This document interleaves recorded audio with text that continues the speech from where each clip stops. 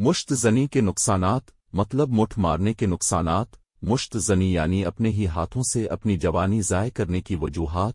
नुकसानात मुश्त ज़नी यानी जलक करना। ये इस कदर बुरा फेल है कि जनाब मोहम्मद उल रसूल अल्लाह सल्लल्लाहु अलैहि वसल्लम ने इरशाद फरमाया कि अपने हाथों से मनी खारिज करने वाला मलून है और खुदा ताल की लानत का मुस्तौजिब है।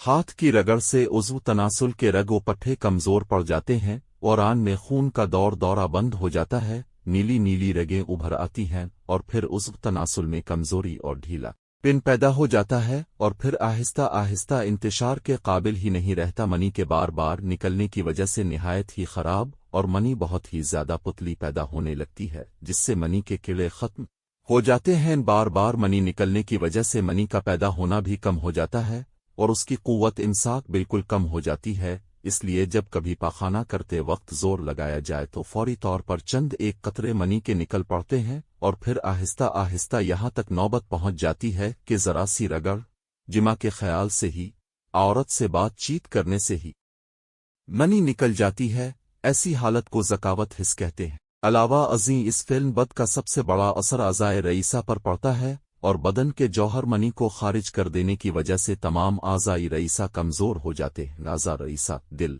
दिमाग, जिगर, खस्सीतीन, गोया के उन चारों की तंदुरुस्ती से बदन इंसानी तंदुरुस्त रहता है और उनमें ज़ौफ़ या कोई खराबी हो जाने की वजह से तमाम बदन खराब कमज़ोर हो जाता है।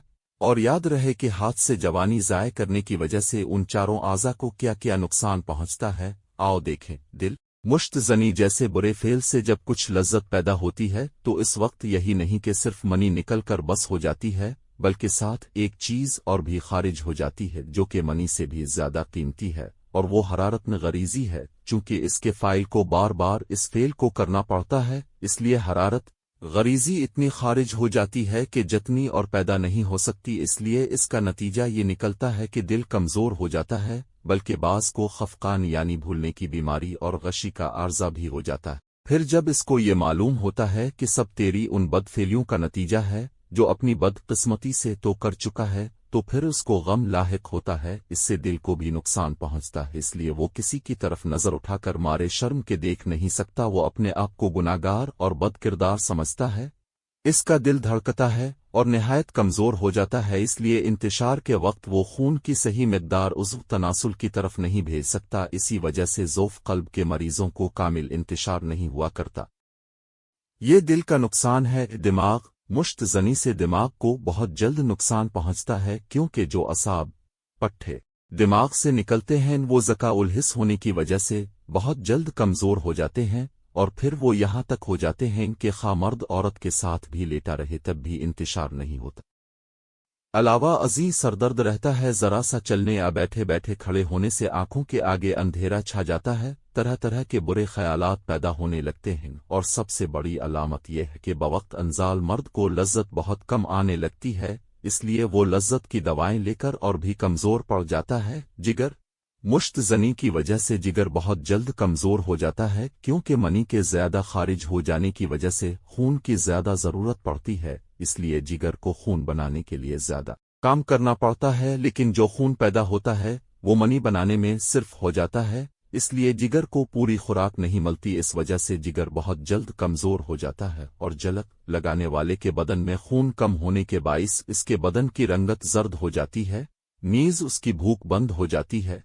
खस्सीतीन इस फेलबद की वजह से ये दोनों उज़्व भी नहीं बच सकते, चूंकि खून से मनी को यही उज़्व बनाते हैं। इसलिए इस मज़मूम काम से उनको भी अपना काम बार बार करना पड़ता है, बल्कि अक्सर मौके पर तो मनी खाम सिर्फ खून ही देना पड़ता है। इसलिए कमज़ोर और ढेले होकर लटक जाते हैं और उनमें थोड़ा थोड़ा दर्द भी रहने लगता है। आज़ाए रईसा के अलावा मैदा, गुर्दा, मसाना पर भी बुरा असर पड़ता है। गरज ये कि इंसान सही मानों में जिंदा दरगोर हो जाता है, बल्कि बाज़ वाक़यात और मुशाहदात से तो मालूम होता है कि कई शख्स तो इस फिल्म बद से अचानक मर गए और बाज़ अशख़ास को जुनून आमालिखुल या अरअशा जैसी खौफनाक बीमारियां चिमट गईं। लिहाजा पुकार पुकार कर कहा जाता है कि भाइयों, इस फिल्म बद से बच्चों خود بھی اور اپنے بچوں اور اپنے آپ کو ہلاکت میں نہ ڈالو ورنہ تمام عمر پچھتاؤ گے اپنے بچوں کا خاص طور پر خیال رکھو ان کو خراب عادت لڑکوں کے ساتھ نہ ملنے دو بلکہ دو بچوں کو ایک جگہ چھوڑ کر کبھی بے پرواہ نہ ہو ورنہ وہ ضرور اس عادت کے مرتکب ہو کر اپنے آپ کو تباہ کر دی گے